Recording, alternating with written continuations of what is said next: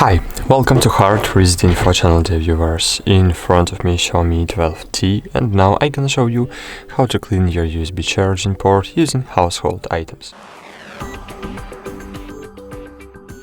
Okay, at the very beginning, remember one rule. Never use metal objects to clean the connector, so as not to damage your USB charging port and water resistant.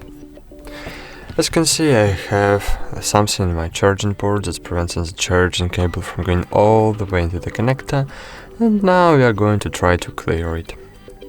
So, firstly, take your object to clean. I suggest to use an old toothbrush, which I no longer use, and take the cover off if you have,